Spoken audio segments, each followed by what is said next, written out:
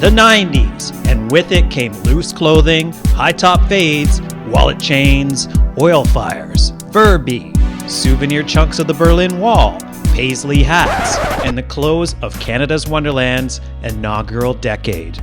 With their 10th anniversary in 1990, the park opened Jetstream, a looping starship that wasn't the landmark thrill guests would have expected for such an anniversary. Something not lost on the park, however, that year's guidebook even tantalized guests with a hint of something new to come, and that Wonderland indeed had something big in mind for the occasion. The 90s were regretfully a devastating period for thrills in the country. While parks in America were enjoying the modern roller coaster renaissance, Wonderland from its beginnings had a rapidly tiring arsenal of coasters. The two new build coasters produced during the 80s, the Bat and Skyrider, rides constructed from a preset design. The park lacked a true head-turning roller coaster that would establish it amongst the growing threat of competition from the south. In 1975, the Alpenflug was introduced by German manufacturer Messerschmitt at the Munich Oktoberfest. A mysterious design of which little is known, it operated only for a single year despite being very popular. It was later discovered that stress fractures created during operation developed and the design was scrapped.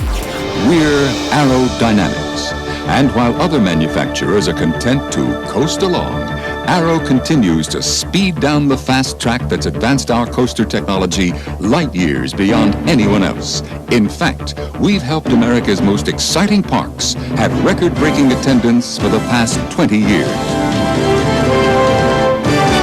When we come up with an idea for a new thrill ride, or screen maker, if you will, such as a suspended coaster, one of the first things that we do is that we come up with an artist's conception of the ride. Then many times we find that to check the ride dynamics, we make a scale model such as this. Pete, can you let it drop now?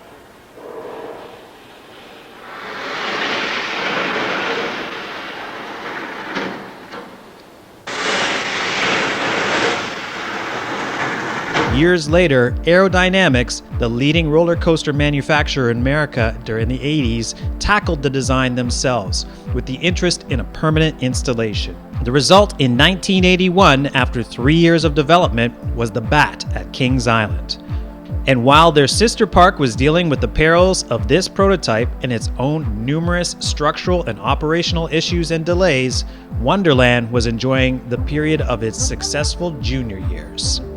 After the pratfalls of the Bat, which ended up closing after only 3 years of operation, Arrowdynamics quickly introduced the Big Bad Wolf at Busch Gardens Williamsburg and XLR 800 at Astroworld, all having benefited from the design improvements made to hopefully save their now defunct predecessor. The two new coasters featured 2 lift hills and a long layout of nearly 3,000 feet of track like their predecessor. However, these models incorporated the articulated track design required to lessen stress on the vehicles. While both rides have since been taken out of service, in the case of the Big Bad Wolf, the improvements delivered a thrilling and legendary experience.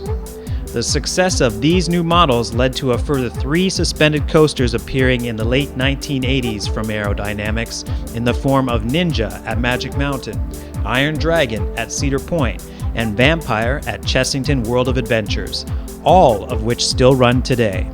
Based on these successes, it was not hard for knowledgeable roller coaster enthusiasts to predict what type of coaster was on the horizon for Wonderland, but the general public still had no idea what to make of the unusual design. The most awesome roller coaster ever is now at Canada's Wonderland, but there's one thing missing. The track. Vortex is here, hurtled with 90 kilometers an hour with nothing beneath you but air. And confront the power of motion as you plunge into chaos. Now feel the grip of Vortex. At Canada's Wonderland. Vortex at Wonderland was indeed to be a custom suspended roller coaster, a true first for the park since its opening, but also unquestionably majestic in layout. The park's showpiece mountain was once again to be used as part of a new attraction for the second time in 5 years after Thunder Run's opening. It would also travel over the river located near Skyrider in Timberwolf Falls. During the closed season, with the only information to the public of how the layout would look like behind the tree line of the park, fans could only wonder what they had in store. On May 12, 1991, Vortex opened, offering a suspended roller coaster experience truly unique to the park.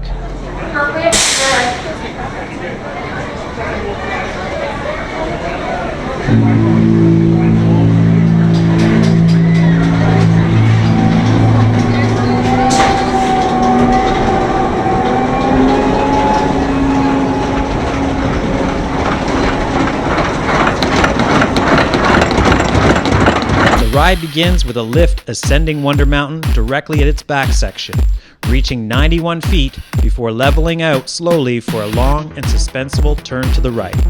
It is at this point that riders are offered the first glimpse since Thunder Run's opening of the once popular observation platform atop the mountain.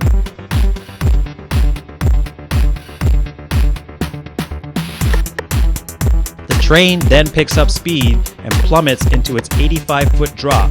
The sensation off the drop is a class of its own, helped by the actual plunge off the mountain, but also by a brief floater sensation given by the suspended design. At the base of the drop, the ride benefits from all the advancements in Arrow's design over the years, with an immediate sharp turn to the right, swinging the cars forcefully sideways. The train then ascends one of the ride's highlights, taking a left turn and then back down over the station and concourse below in a flying turn that has been the highlight off-ride spectacle in the park for many years. Then, the train dives back to the ground at a lower elevation than the first drop.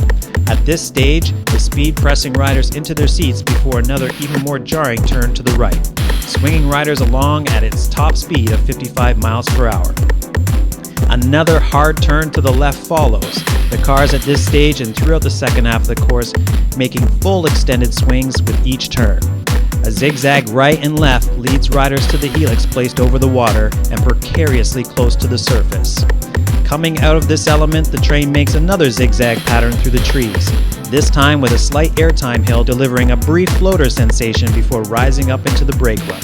While nothing new to the coaster landscape globally, Vortex was unique in being the first outright thrill-driven suspended coaster. The ride quickly grew in popularity and notoriety as the best Wonderland had to offer, and a bolder statement than the park's more recent offerings. Vortex quickly became a sleeper hit, yet it was only 2 years later, possibly to finish the job they started with the park many years earlier, that a slightly modified but essentially similar version of Vortex opened at Kings Island. Lacking the same speed and terrain features as its predecessor, this version, however, would hold the unfortunate distinction of also being the last suspended coaster Arrowdynamics would ever build. The year prior, the company debuted their two most daring designs, Eagle Fortress, a breathtaking creation at Everland in Korea, built on a hillside with a long and unpredictable layout, as well as Hayabusa in Japan, the tallest ever constructed at 137 feet. The limitations of the suspended design were tested by these creations, however, and both since have closed due to safety and maintenance issues. New attractions were added yearly to Canada's Wonderland, but none could touch the stature or ride experience delivered by Vortex. It would take two different park owners and 17 years before the debut of another custom-built world-class coaster, Behemoth, in 2008.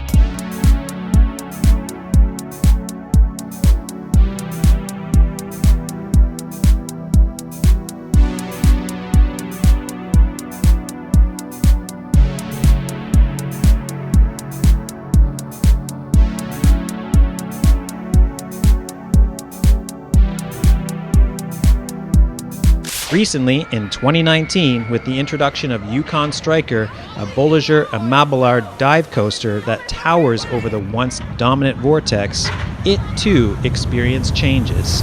The drop of the new coaster interacts with Vortex's helix, plunging riders directly through, while Vortex's iconic sign and logo was replaced with a new, more modern, and by all admittance, more appropriate theme.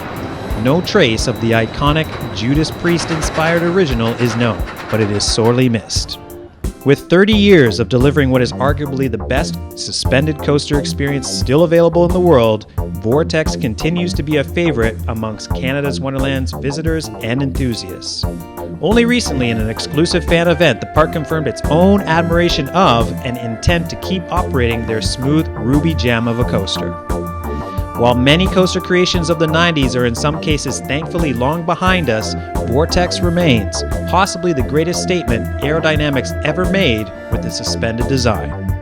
Thank you for watching this History of Vortex video. We have more exciting videos on the history of Wonderland and more coming in the future, so please subscribe, like, and enjoy the ride.